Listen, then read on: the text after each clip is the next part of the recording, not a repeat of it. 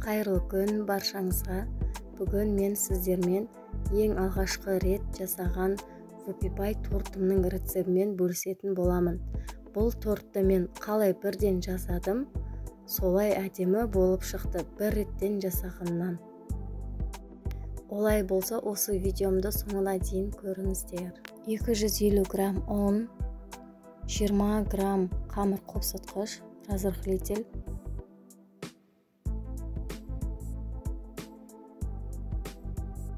20 грамм какаомызды салып, осы 3 затты жақсылап араластырып аламыз.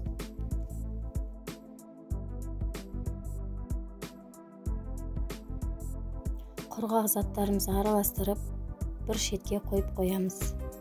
Пластмасс ыдысымызға 160 граммды Қазақстан шоколадын майдалап турап, және де 80 грамм сары майымызды турап салып аламыз. Бұны біз қайнап тұрған кастрюлемізге пластмасс ыдыстағы затымызды салып, жақсылап түйіршігі қалмау үшін жақсылап ертіп аламыз. Біркелкі болу керек.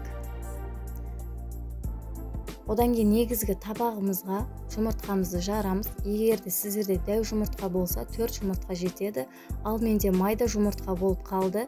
Мен 5 жұмыртқа салдым.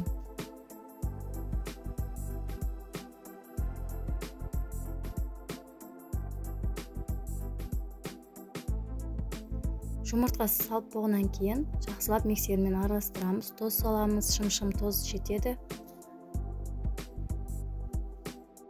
170 грамм қантымызды 3 бөліп саламыз. Бұл массамызды жақсылап миксермен араластырып аламыз. Кішкене массасы көтерілу керек, көбіктеніп, мінекей осылай болады. Жақсылап араластырып болған соң жаңағы шоколадындай массамызды саламыз.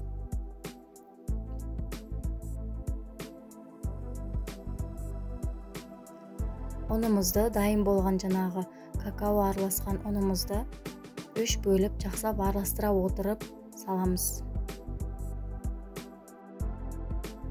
Осындай масса пайда болады, қою. Негізінде бірден пергаментный бумаганы дайындап, домалақша етіп сызып, бірден үстіне құйсаңыздар болады. Бірақ мен осылай кремнің пакетіне арналған жаңағы массамызды салып, осылайынан істеп шықтым. 4 қағазға да осылайынан істеп, бетін түзелеп шықтым жай ғана.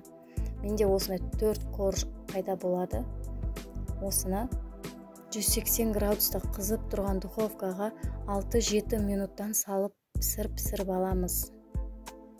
Кремін жасамас бұрын алдын ала осындай табағымызды және де араластырғышымызды холодильникке 5 минутқа салып аламыз.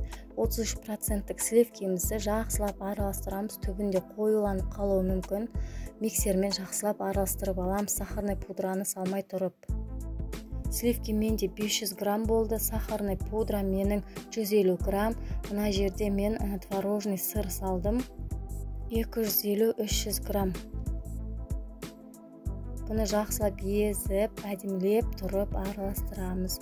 Және де маскарпоне сливочный сыры дейді ғой, менде маскарпоне емес, бұл жерде Хокландтың сливочный сыры. Бұны да салып, жақсылап қоюланғанша әдемілеп араластырып аламын.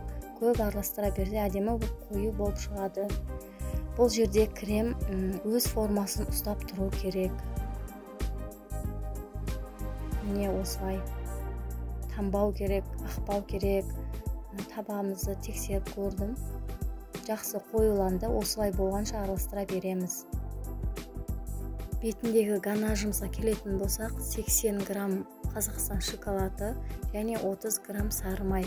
Екеуін тағы да ертіп аламыз. Кастрюльге су құйып, қайнатып, әдемілеп тоже ертіп аламыз, біркелкі болғанша.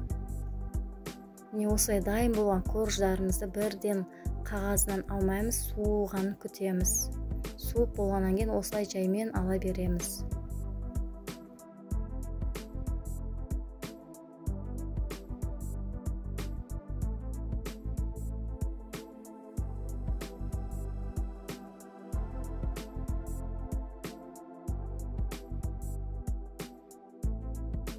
Корждарының барлығы біркелкі болу үшін осылай табанын қақпағымен қойып, жан-жағын кесіп алдым артықтарын.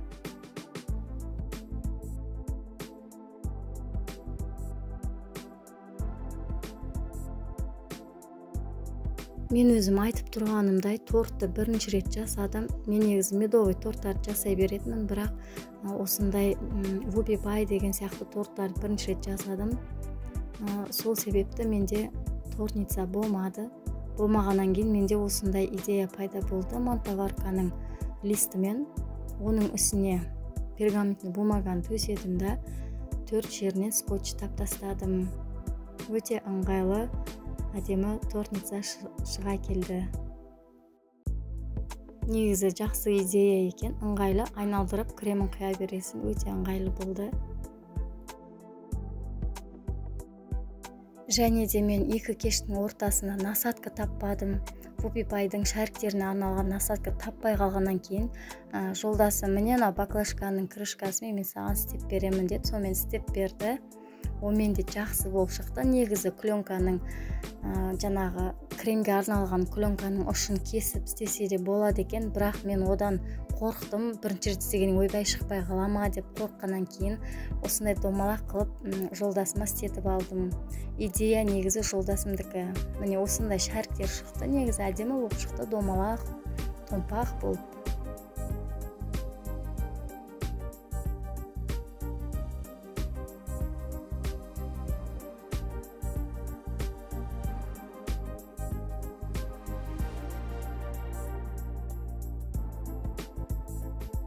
Бетіне ганажымызды құямыз, шетінен сәл-пәл ағызса болады.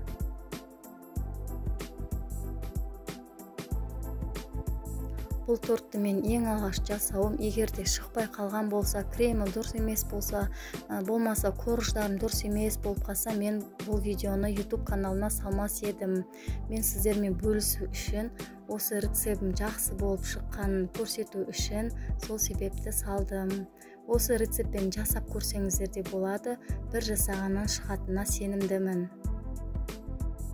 Бетіммен осылай апельсиннен кивиді қойып әрлеп шықтып, негізі клубника, малина қоямын деп ойлағам, оған табылмады.